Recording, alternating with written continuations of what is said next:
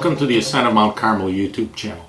This channel is devoted to a reading and better understanding of the book Ascent of Mount Carmel by St. John of the Cross. Today we're on the second book, 26th chapter. With the last installment, we discussed the first part and we're finishing it up today. As you recall, the 26th chapter discusses revelations. And there are two kinds of revelations, and they're the intellectual knowledge regarding God and the manifestation or disclosure of secrets and hidden mysteries. When revelations are from God, they're presented directly to the soul as opposed to suggestions from external communications via the senses. In the last installment, we discussed the first kind of revelation, revelations about God, knowledge of God. We discussed how these are a part of divine union. Some writers refer to this experience as cardionosis, or knowledge of the heart.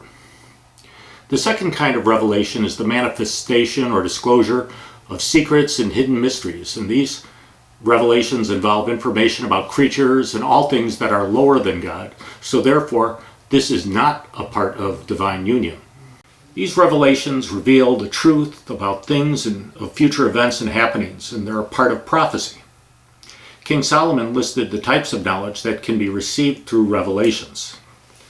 For he hath given me the true knowledge of the things that are, to know the disposition of the whole world, and the virtues of the elements, the beginning and the ending, and the midst of the times, the alterations of their courses, and the changes of the seasons, the revolutions of the year, and the dispositions of the stars, the natures of living creatures, and the rage of wild beasts, the force of the winds, and reasonings of men, the diversities of plants, and the virtues of roots, and all such things as are hid and not foreseen, I have learned, for wisdom, which is the worker of all things, taught me.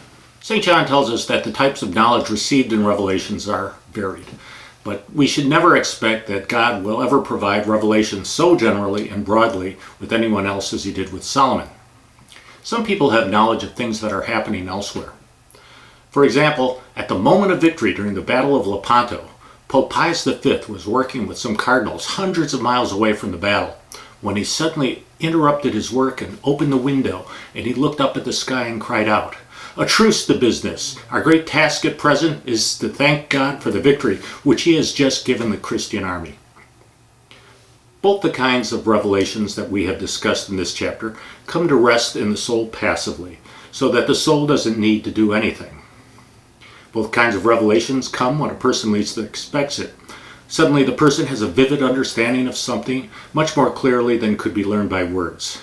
St. John tells us that sometimes the knowledge is imparted without even an understanding of the knowledge itself. It's interesting to note that God may choose to provide revelations to non-Catholics or non-Christians. St. John provides an example of Balaam in the Old Testament. This is a spiritual phenomenon.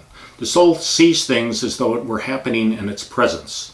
These revelations are presented to the soul, and the soul gives a complete, passive, and interior consent. This consent to these revelations come via the faith and belief of the soul, and they sink into the soul.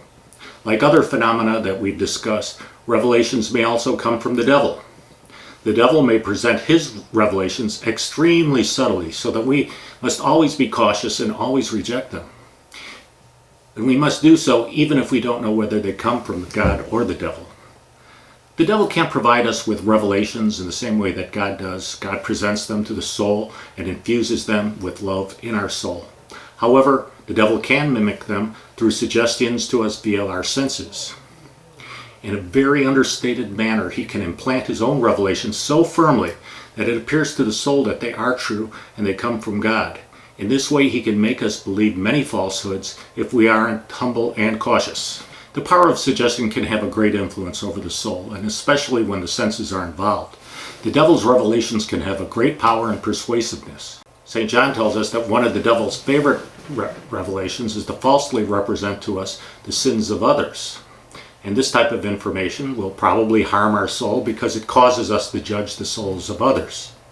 The devil might also implant other kinds of knowledge and give us great assurance of them and persuade us to believe them. Since revelations may be interpreted in a variety of ways, we might not always have a proper understanding of them, even if they come from God. As you recall, St. John tells us that the soul must journey by faith rather than understanding or knowledge. Therefore, we must reject this knowledge and seek to journey to God by the way of unknowing. Even if a revelation comes from God, it's of little assistance to us in our progress toward divine union if we desire it and if we're attached to it.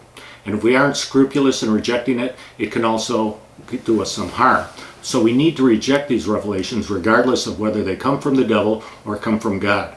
And that may be difficult to do, so we need to pray to God to help us cast them off and to give us strength. If we reject this sort of phenomena, we need to discuss it with our spiritual directors if we've been successful in finding one. We should expect our directors to instruct us to reject these types of revelations. But the good news is that even when these things are rejected, if they come from God, they're still going to leave a positive effect that God wills to remain in our soul without any discernment or action needed on our part. St. John says the knowledge and effects of these revelations do vary, since good knowledge produces good effects and evil knowledge produces evil effects. However, if we reject them, we won't go astray. Well, I hope you enjoyed this installment of Ascent of Mount Carmel. We'll be back again in about a week, and we'll be discussing the 27th chapter of the second book. In the meantime, please pray for the church. I'm a mystic man.